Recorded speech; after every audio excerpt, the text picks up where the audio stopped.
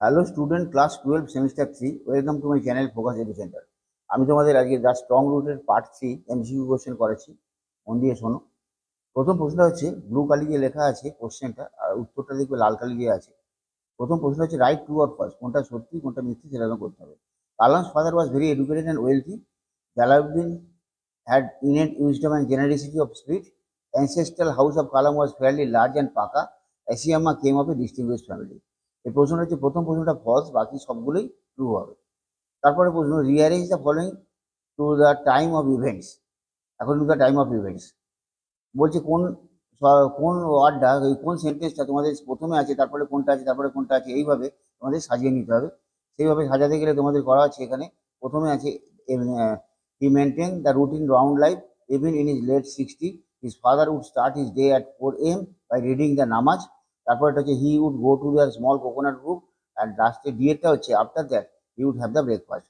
এটা হবে BCDA, মানে প্রথম বি হবে, তারপর সি হবে, তারপর ডি হবে, তারপর এ হবে। এইভাবে তোমাদের সিকোয়েন্সটা বইতে আছে। তারপরে দেখবে Kalam's parent widely regarded as ideal couple. তারপরে 4 নম্বর কোশ্চেন হচ্ছে Kalam's father always mind and ask him to thank Allah the almighty. আল্লাহ হচ্ছে অলমাইটিকে তিনি উল্লেখ করে বলেছেন যে তাকেই ধন্যবাদ জানাবে, তখন লোকেরা সুস্থ হয়ে তার কাছে আসতো।